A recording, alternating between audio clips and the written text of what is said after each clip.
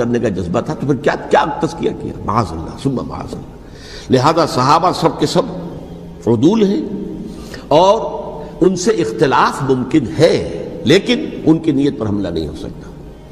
تو حضرت امیر معاویہ کی شخصیت ایک چیز ہے، آپ کا دور خلافت دوسری چیز ہے۔ شخصیت کے اعتبار سے صحابی رسول ہیں، برادر نسبتی ہیں حضور کے صلی اللہ علیہ وسلم، اور پھر یہ کہ اس قدر معتمد علیہ ہے صحابہ میں سے کہ وہ کاتبان وحی، یہ عام آدمی کے کرنے کا کام نہیں تھا جو وحی کی کتابت کرے، اللہ کے کلام کی۔ البتہ یہ ہے کہ جیسا کہ میں نے عرض کیا، ان کا دور خلافت راشدہ نہیں ہے، وہ ملوکیت کا دور ہے۔ یہ میں نے جیسا کہ عرض کیا، میں نے ایک صاحب نے جب یہ کہا کہ ملوکیت شروع ہو رہی تھی، میں نے کہا شروع نہیں ہو رہی تھی، ملوکیت تو 20 سال پہلے شروع ہو چکی تھی۔ اسی طریقے سے ایک صاحب نے کہا تھا کہ اسلام کو قائم کرنے کے لیے حضرت حسین میدان میں آئے، میں نے کہا یہ بھی غلط ہے، اسلام تو 60 سال پہلے قائم ہو چکا تھا، نبی اکرم صلی اللہ علیہ وسلم کے دست مبارک سے اسلام قائم ہو گیا، جاء الحق وزهق الباطل ان الباطل کان زہوقا، پھر 30 برس تک وہ کامل شکل کے اندر قائم رہا۔ تو اسلام جو ہے وہ جو ہے در حقیقت اب قائم کرنے والی بات نہیں تھی، البتہ اس کے اندر زوال شروع ہو گیا تھا، اس زوال کے عمل کو روکنے کے لیے حضرت حسین میدان میں آئے۔ یہ ایک چیز کو صحیح تاریخی پرسپیکٹو میں رکھنا، تو جس طرح سے دین کو قائم کرنے کے لیے دیکھیے قائم تو کیا محمد رسول اللہ صلی اللہ علیہ وسلم والذین معہ رضی اللہ تعالی عنہ، انہوں نے کیا تھا۔ ہاں اب جو ہے وہ اپنی اس شاندار حیثیت سے نیچے گرنے لگا تھا، وہ میں بعد میں عرض کروں گا کہ میں نے اسے کیا عرض کیا تھا کہ یہ اس زوال کو روکنے کے لیے کسی طریقے سے یہ اپنی اصل حقیقت میں قائم رہے، یہ حضرت حسین رضی اللہ تعالیٰ عنہ کی سعی تھی۔ اچھا، حضرت امیر معاویہ کے جو 20 سال ہیں وہ پورے امن، سکون، اطمینان، کوئی جھگڑا، کوئی فساد، کوئی اختلاف، کوئی باہمی فانت جنگی، کچھ نہیں، 20 سال۔ یہ بھی تاریخ کی بڑی چشم کشا حقیقت ہے جو عام طور پر لوگوں کے علم میں نہیں ہے۔ سبائی بھی دبکے رہے، حضرت امیر معاویہ کی حکومت اتنی مضبوط تھی، کنٹرول، کہ ان کو کچھ سر اٹھانے کا موقع نہیں ملا، موجود تھے، دبکے رہے۔ جیسا کہ میں نے کہا ریولوشن کے آخری مرحلے پر آ کر جو مخالفین ہیں وہ دب جاتے ہیں کہ پھر دیکھیں گے موقع ملے گا تو پھر لیں گے ان سے حساب کتاب۔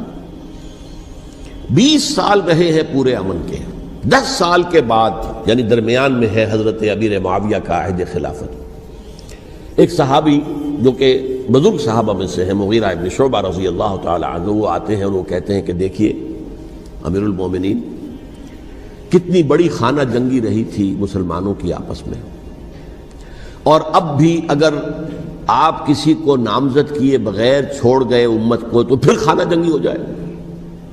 1 لاکھ اس وقت جو ہے وہ ہلاک ہوئے تھے، نہ معلوم اب کتنے ہلاک۔ لہٰذا آپ اپنی زندگی ہی میں نامزد کر دیجئے کسی کو خلیفہ، ولی عہد بنا دیجئے۔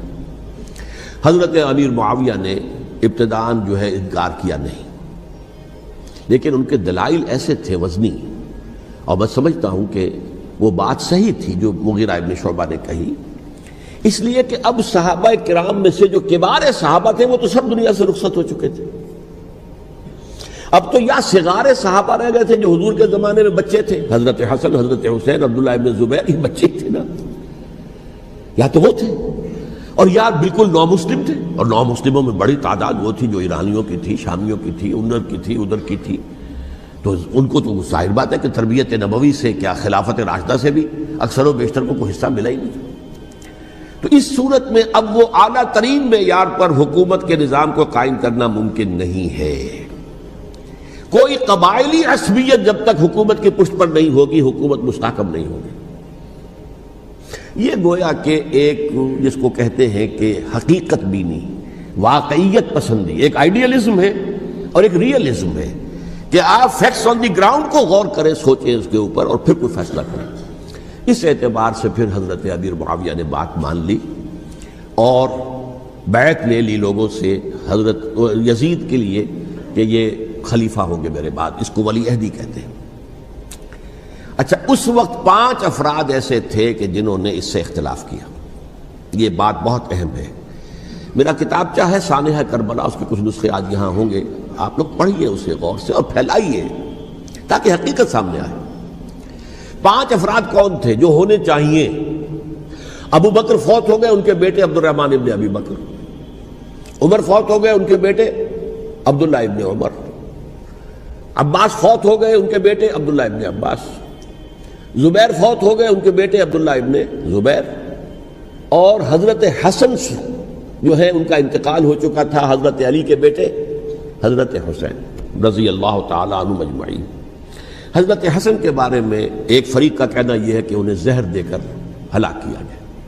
اہل تشیع کا قول یہ ہے، جبکہ اہل سنت کہتے ہیں کہ نہیں، وہ اپنی جو بھی طبی موت تھی اس سے ان کی وفات. لیکن میں اس میں نہیں جانا چاہتا، اس لیے کہ یہ مائکرو ہسٹری جو ہے نا، وہ تو ایک ایک واقعے کے لیے ادھر کی روایات کیا ہیں، ادھر کی کیا ہیں، ان کے پاس کیا دلائل، یہ تو کسی ریسرچ اسکالر کا موضوع ہے، میرا موضوع نہیں ہے.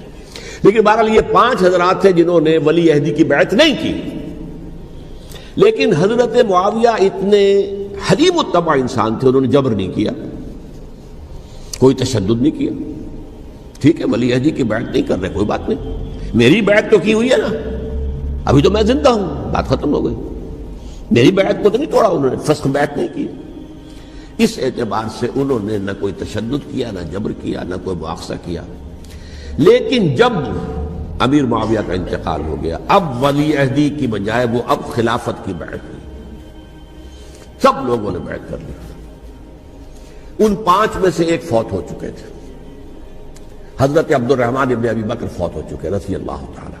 4 تھے، ان 4 میں ایک اختلاف ہوا. 2 کی رائے یہ تھی، عبداللہ ابن عمر، عبداللہ ابن عباس، کہ اگرچہ یہ کام غلط ہوا ہے، اسلام کی روح کے منافی ہوا ہے، یہ بادشاہت کی بنیاد پڑ رہی ہے، لیکن یہ بات ایسی نہیں ہے کہ اس کی بنا پر ہم خانہ جنگی شروع کروا دیں، امت کے اندر خون خرابہ کروائیں، فساد کروائیں. لہذا انہوں نے بیعت کر لی. اب کوئی اگر یہ کہے معاذ اللہ کہ وہ بک گئے تھے یزید کے ہاتھ میں، معاذ اللہ ثم معاذ اللہ، وہی بات آپ اختلاف کر سکتے ہیں کہ انہیں نہیں کرنی چاہیے تھی، یہ کوئی رائے رکھے، مجھے اختلاف نہیں. لیکن ان کی نیت پر حملہ کریں گے تو حملہ محمد رسول اللہ پر ہوگا صلی اللہ علیہ وسلم. عبداللہ ابن عمر کون ہیں؟ کتنی حدیثیں ان سے جو ہے وہ منقول ہیں.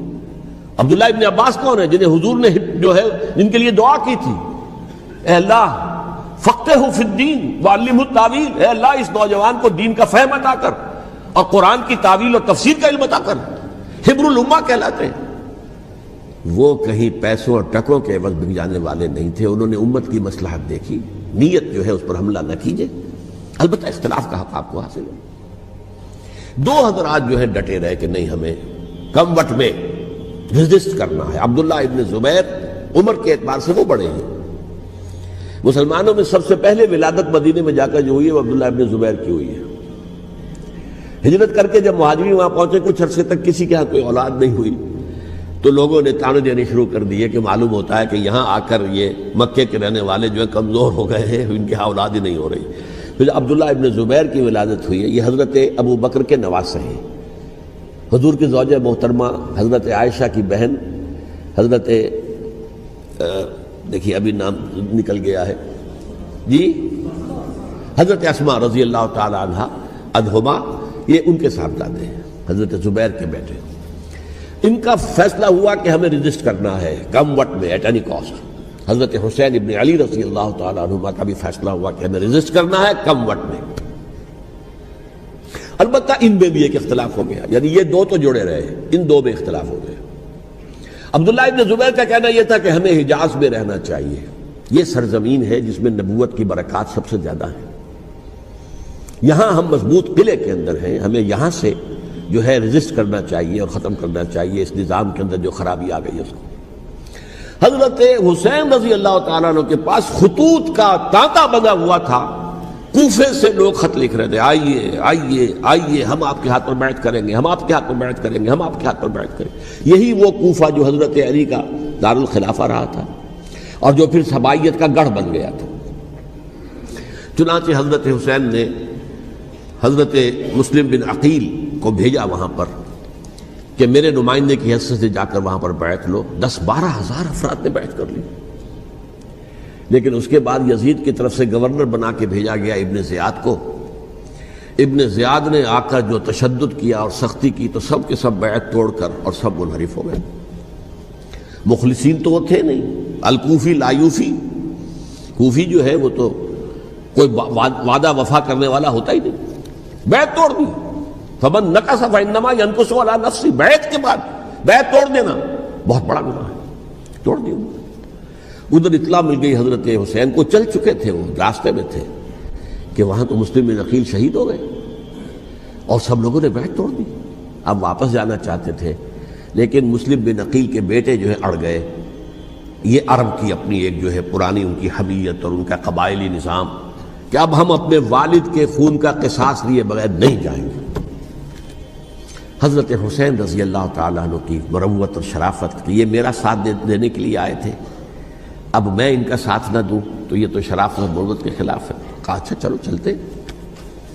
وہاں جا کر بھی عین اپنے میدان کے اندر بھی حضرت حسین رضی اللہ تعالیٰ عنہ نے 3 چیزیں پیش کی ان کوفیوں کے لشکر کے خلاف. سب سے بڑا لشکر کے اندر سب سے بڑے تو کوفی تھے جنہوں نے بیعتیں کی ہوئی تھی حضرت حسین کے ساتھ. دیکھو مجھے جانے دو واپس حجاز کی طرف،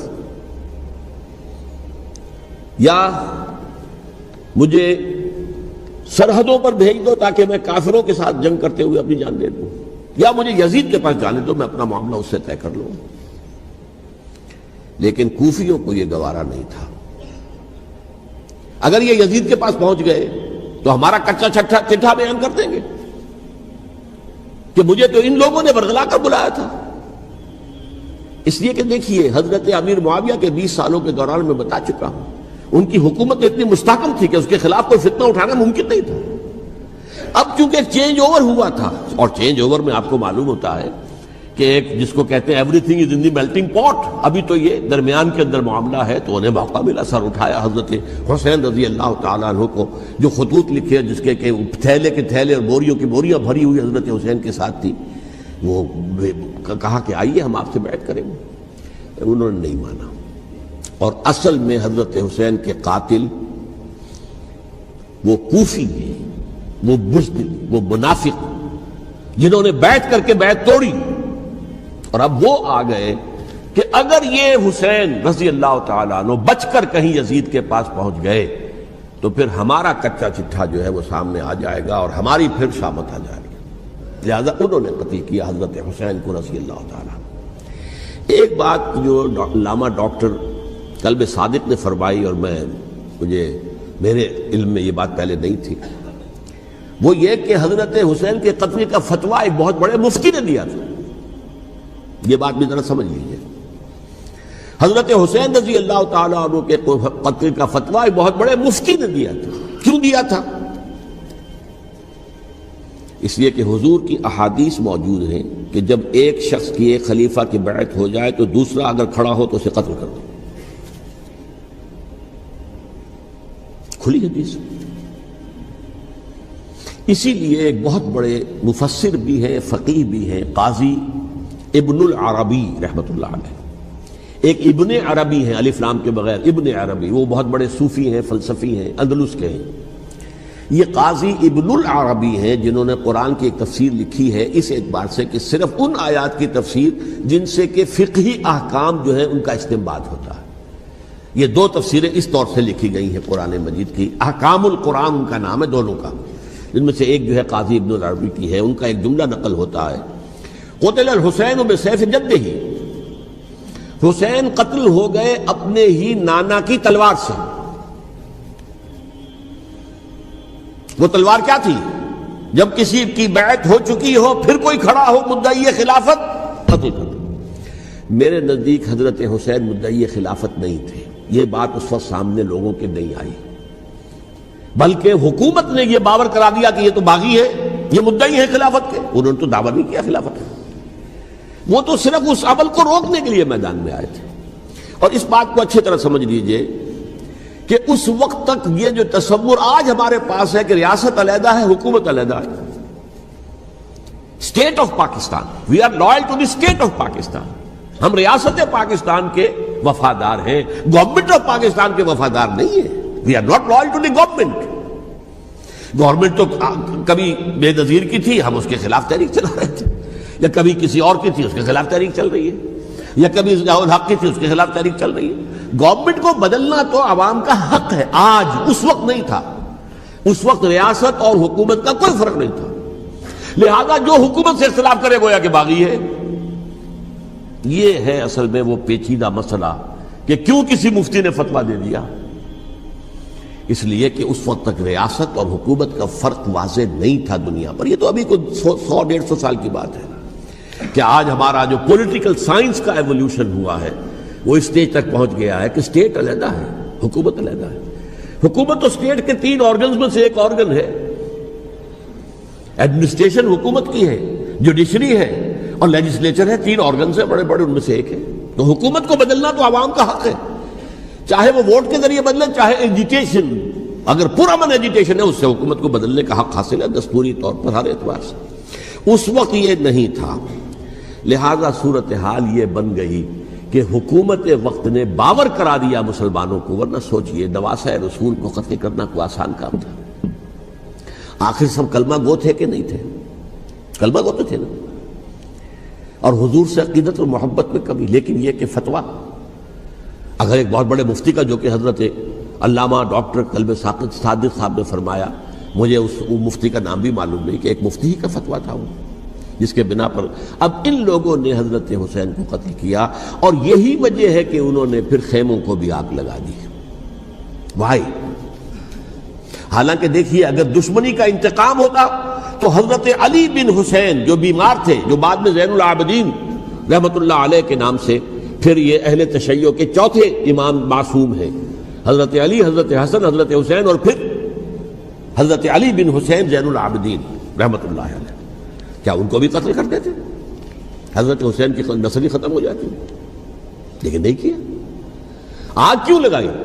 آگ اس لیے لگائی کہ وہ جو ڈاکومنٹری پروف ہے ہماری غداری کا یزید کے خلاف حضرت حسین کو جو ہم نے دعوت دی، وہ جو ڈاکومنٹری پروف خطوط کی شکل میں موجود ہے وہ ختم ہو جائے، ڈسٹرائے ہو جائے۔ اس کے لیے انہوں نے خیموں میں آگ لگائی۔